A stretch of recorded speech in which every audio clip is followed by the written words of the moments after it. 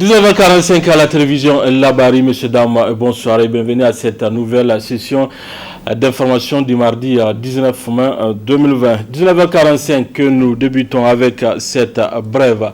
Les acteurs de la société civile nigérienne, Moukela Halidou du SINASEB également, secrétaire général adjoint de la CNT, Mekol Zodi et Moudi Moussa du mouvement Tournons la page, TLP Niger vont passer leur 70e nuit de détention dans les maisons d'arrêt de Daikena, Walam et Kolo, c'est dans la région de Tilaberi. Ils ont été tous interpellés, ils ont été tous arrêtés à la suite de la manifestation pacifique du 15 mars 2020 dernier contre le détournement de plusieurs milliards de francs CFA au ministère de la Défense nationale. Depuis leur arrestation, des voix s'élèvent au Niger et à l'international pour exiger leur libération. Un communiqué de presse dans cette édition, un communiqué de presse de l'opposition politique nigérienne. Après la loi portant répression de la cybercriminalité au Niger, l'état d'urgence, le pouvoir de Issifou Mamadou s'apprête de faire voter ce mardi 19 mai 2020 par sa majorité mécanique à l'Assemblée nationale une loi sur l'interception des communications émises par voie électronique au Niger. Outre son caractère liberticide, ce projet de loi constitue une violation de notre constitution qui, on ne peut plus clair à son article 29, le secret de la correspondance et des communications est inviolable. Il ne peut y être dérogé que dans les conditions et formes définies par la loi sous peine de sanction. Pour l'opposition politique nigérienne, à 6 mois des consultations électorales, le régime aux abois de Mamadou Issifou cherche par tous les moyens légaux à embastiller et réduire au silence toute voix discordante. Il s'agit par cette loi de faire légalement mieux qu'en 2016 où on a vu tous les premiers responsables du parti politique de l'opposition mis sous les verrous sur des bases fallacieuses.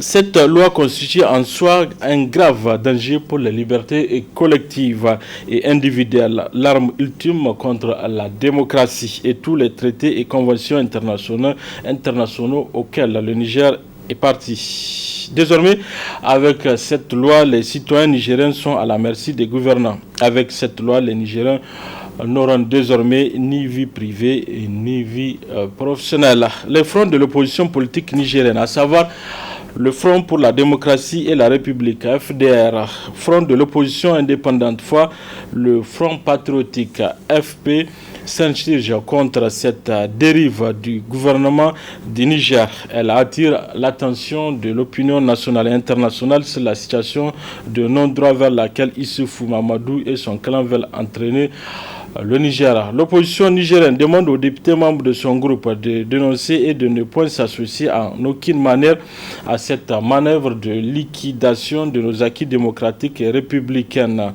parmi lesquels elle fera usage de tout, contre laquelle elle fera usage de tous les moyens de droit qui lui confèrent la Constitution et le droit international. Fait à Niamey le 18 mai 2020 pour l'opposition politique nigérienne Amadou Jibo Ali. 27e nuit aujourd'hui du mois béni de Ramadan, la nuit du destin ou la nuit de Laylat Qadr, une nuit au cours de laquelle le livre saint, le Coran, a été révélé. Il est recommandé aux fidèles d'animer cette nuit avec des prières et des lectures de versets coraniques. Quelle est l'importance de la nuit du destin ou Laylat Qadr? Réponse avec Ben Salah. Il y a donc une obligation divine à accomplir qu'on appelle zakat al-fitr ou la zakat de la rupture du jeûne, sous-entendu de la fin du jeûne du mois béni de Ramadan. Cette zakat a été instituée à la fin du premier jeûne du mois béni de Ramadan. Le jeûne a été rendu obligatoire à la Ummah de Muhammad sallallahu alayhi wa sallam, selon ce qu'on a lu, et Allah le mieux informé, un lundi 2 du mois de Sha'ban, de l'an 2 de l'Hégire à Médine. Zakat al-Fitr. Zakat al-Fitr, eh bien, le messager nous a demandé de nous acquitter de Zakat al-Fitr. Pourquoi? 2 fonctions essentielles. 1. Expurger notre jeûne, purifier notre jeûne des pesanteurs occasionnées par, eh bien, les paroles futiles, puériles et même parfois obscènes, que Dieu nous pardonne, les petits larcins que nous avons eu à commettre pendant les journées de Ramadan, et permettre à notre jeûne ainsi purifié de prendre son envol et nous procurer satisfaction, un ticket d'Arrayan auprès de la fontaine de toutes les miséricordes, Allah subhanahu wa ta'ala. Deuxième fonction, nourrir les pauvres. Et justement, afin de ne pas leur permettre, en ce jour de fête et de joie, d'être obligés, de tendre la main pour gagner leur pitance journalière. Donc ce sont ces deux fonctions. Maintenant, quand faut-il enlever la zakat al-fitr?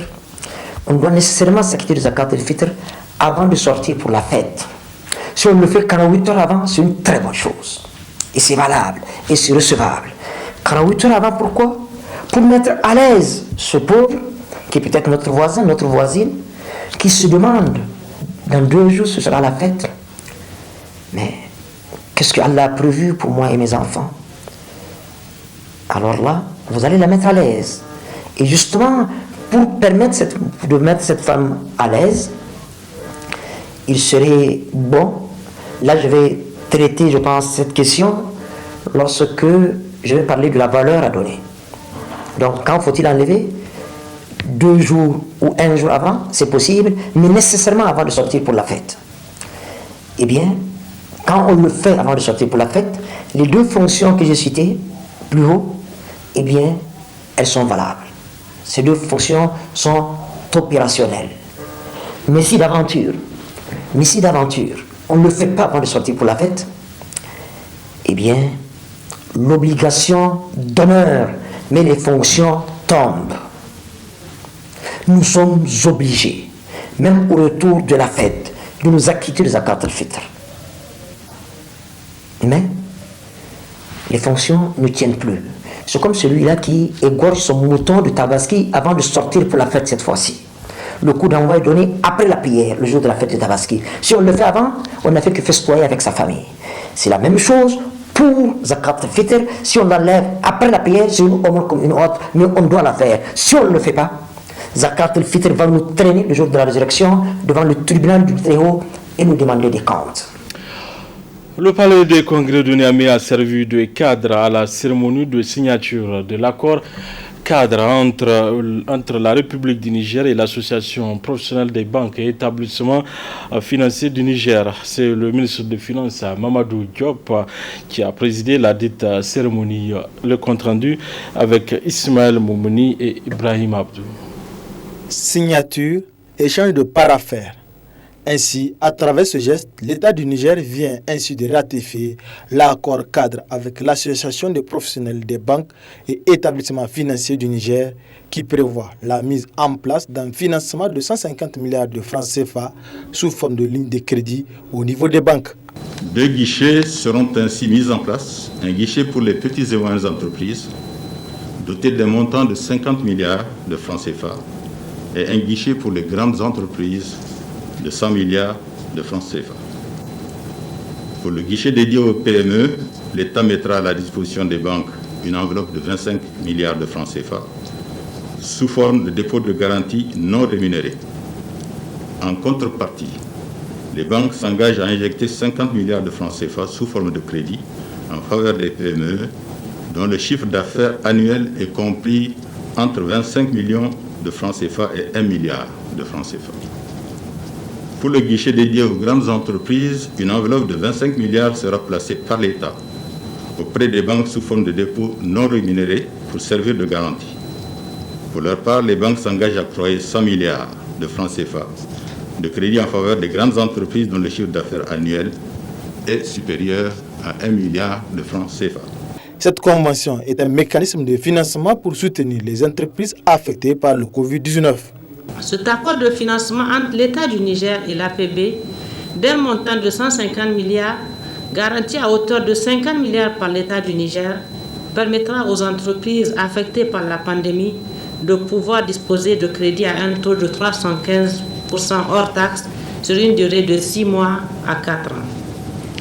Monsieur le ministre, c'est assurément un devoir pour nous, banques et établissements financiers, acteurs majeurs de l'économie nigérienne, de répondre aux besoins de nos clients.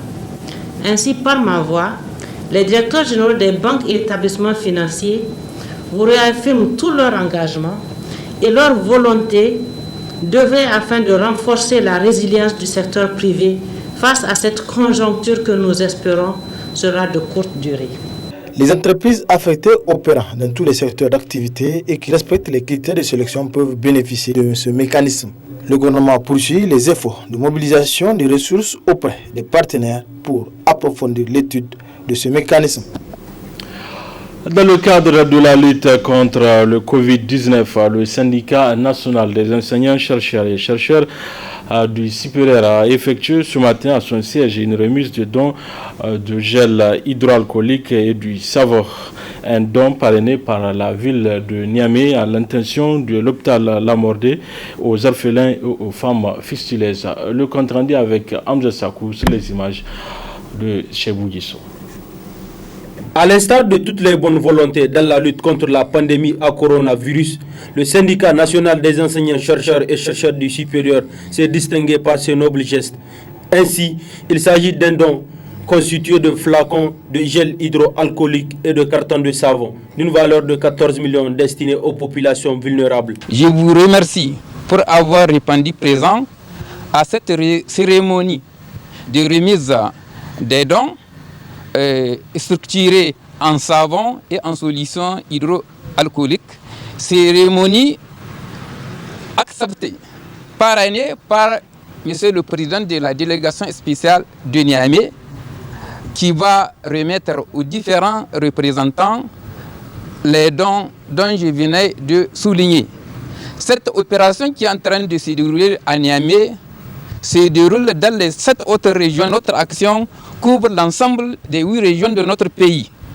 Donc je vous remercie et au nom des militants et militantes du SNEX, je réitère mon remerciement à Monsieur le Président de la délégation spéciale du Niamey qui, malgré son calendrier très chargé, a accepté de parrainer cette cérémonie. Pour les bénéficiaires, cette action vient à point nommé renforcer les dispositions prises pour freiner la propagation du Covid-19. Nous sommes très émus de ces gestes que le syndicat national des enseignants, chercheurs et chercheurs du supérieur vient de faire, notamment en faisant ce don constitué de savon et de solutions hydroalcooliques. Et il faut noter que cette solution hydroalcoolique a été produite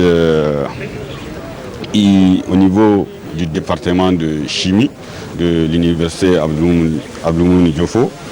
Le syndicat des enseignants, chercheurs et chercheurs de l'université de Niamey a eu à penser à nous, forces de défense et de sécurité, et mieux encore à nos familles tombées sur le champ des opérations. Ce qui suppose que nous ne sommes pas oubliés par ces éminents chercheurs et que nous sommes toujours dans leur cœur. Le geste est non seulement patriotique parce que c'est une production locale qui a été faite par nos éminents chercheurs. Quelque chose qui est une nouveauté et lié à ce contexte de pandémie au coronavirus. Une production locale sortie de nos propres laboratoires. Ce kit composé de gel hydroalcoolique, qui est un produit pur nigérien, et des cartons de savon destinés à la population carcérale de la maison d'arrêt de Niamey, donc vient à point nommé, parce qu'il vient renforcer le dispositif que nous avons déjà mis en place. Et nous exprimons toute notre reconnaissance à l'endroit du syndicat des enseignants chercheurs. Il faut noter que cette solution hydroalcoolique est fabriquée et mise en bouteille par le laboratoire du département de chimie de la faculté des sciences et techniques de l'université Abdoumouni de Niamey et dont la promotion sera assurée par la délégation spéciale de Niamey. Après les personnes handicapées la semaine dernière, c'est au tour des hommes de médias de recevoir un important don de la part de Saham Assurance dans le cadre de la lutte contre la Covid-19. La cérémonie de remise de ce don s'est déroulée ce matin à l'annexe de la maison de la presse. Le résumé avec Adam Soumana et Boubacar Souley. L'on ne connaît les vrais amis qu'en temps de difficulté d'après certaines sagesses. Et cette assertion Saham Assurance du groupe Sanlam vient de le témoigner aux médias nigériens à travers cette cérémonie. Une cérémonie qui se veut celle de la remise d'une importante quantité de produits de protection et prévention contre le coronavirus aux hommes des médias. 7 cartons de 24 gels de 480 ml, 1500 masques de protection, 250 savons liquides de 1 litre. Le tout pour une valeur de 1 914 000 francs CFA. Cette action témoigne de l'engagement du groupe Sanlam aux côtés de sa filiale Saham Assurance dans l'effort national pour endiguer la propagation de la pandémie du Covid-19 et atténuer ses impacts socio-économiques. Monsieur le Président, les journalistes jouent un rôle capital dans la sensibilisation et sont exposés sur le terrain. Il est donc nécessaire de les protéger avec le moins de menaces possibles pour leur santé et moins de risques de contamination afin qu'ils donnent le meilleur d'eux-mêmes. Car, dit-on, la bonne information conduit à la prise de bonnes décisions. C'est donc un geste modeste du groupe Saham Assurance à l'endroit de nos journalistes nigériens dans la lutte contre la pandémie du Covid-19. Un geste que n'a pas manqué de saluer le premier responsable de la maison de la presse qui a auparavant loué le partenariat fructueux entre Saham Assurance et les médias nigériens. Nous remercions beaucoup Saham Assurance qui est une des entreprises d'assurance qu'on peut dire partenaire des médias. Ce n'est pas la première fois que Saham Assurance intervient auprès des médias et de certaines organisations socio-professionnelles des médias pour les encourager, pour les appuyer. Et donc c'est dans ce même élan que Saham Assurance a pensé aux hommes des médias et à l'importance du travail des hommes des médias. Vous le savez, vous l'avez souligné. Sans l'information, sans la sensibilisation, beaucoup de choses ne marcheront pas. Donc il faut penser aux hommes des médias et c'est dans ce sens que vous avez pensé à doter la maison de la presse pour que la maison de la presse puisse donner aux journalistes et aux médias ce kit-là qui leur permet de se prémunir et de se protéger contre la situation de pandémie que nous vivons dans notre pays à travers le monde. Donc une fois de plus, merci pour ce geste et nous osons espérer que Saham Assurance continue à penser aux hommes des médias et aux journalistes pour leur permettre de mieux faire leur travail. À travers ce don à la presse nigérienne, Saham Assurance du groupe Sanlam, qui n'est pas à son premier geste du genre, fait de la prévention de la pandémie du Covid-19 son cheval de bataille pour le mieux-être des populations. Dans un communiqué de presse ce mardi, le haut commandement de la gendarmerie nationale apporte un démenti aux allégations aux éléments de la brigade territoriale de la gendarmerie de Pelbéji d'avoir assassiné un individu comme rapporté par un audio sur les réseaux sociaux. La gendarmerie a demandé une enquête sur cette affaire. Précision avec Hassan Saleh Mustafa et Sadoudoumi. La gendarmerie nationale reste toujours à la disposition de la population pour lui assurer la quiétude. Cette sortie médiatique du haut commandement de la gendarmerie nationale, c'est pour mettre le point sur les i et démentir un audio qui circule sur les réseaux sociaux depuis quelques jours qui fait état de l'assassinat d'un individu par les éléments de la gendarmerie de la brigade territoriale de Belbéji, département de Tanout, région de Zender. Dans la nuit du 6 au 7 mai 2020, aux environs de 0 heure, la brigade territoriale de gendarmerie de Belbéji, alertée, s'est transportée près de la gare de la dite localité en vue d'appréhender un individu agité et violent, âgé de 37 ans environ, qui menaçait de mort de paisibles citoyens à l'aide d'un couteau. Entouré d'une foule nombreuse, l'individu en question, forcené avéré, très violent, a été maîtrisé avec l'aide des bras valides présents sur les lieux et conduit à la brigade territoriale. Vu son état de délire et d'agitation, suivi de sécrétions à travers sa bouche, le commandant de la brigade l'a immédiatement conduit au centre de santé intégré où il a été pris en charge par l'infirmier major de garde. Après qu'il ait reçu une injection les gendarmes l'ont ramené et gardé au bureau de la brigade. Ayant crié toute la nuit et proféré des incohérences, le commandant de la brigade l'a reconduit le lendemain 7 mai 2020 vers 8 h au centre de santé intégré, où il a lui-même payé les médicaments prescrits pour les soins de l'individu. Après qu'il ait reçu les soins, l'infirmier-major a jugé utile de le garder en observation. Le patient est resté en soins et alité au centre de santé intégré.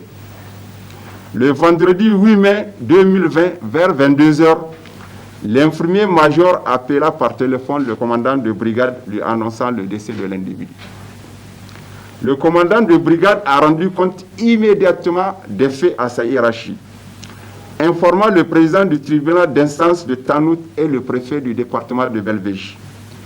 Il a ensuite demandé au major d'établir l'expertise du décès avant l'inhumation qui est intervenue le lendemain samedi 9 mai 2020 vers 7 h en présence d'un des parents du décédé venu de Wedel, commune rurale de Kanambakaché. Relativement à cette affaire, la gendarmerie nationale entend faire toute la lumière. Une enquête indépendante a été ordonnée le mardi 12 mai 2020 par le procureur de la République près le tribunal de grande instance de Zender. Les propos contenus dans l'audio circulant sur les réseaux sociaux sont dénués de tout fondement.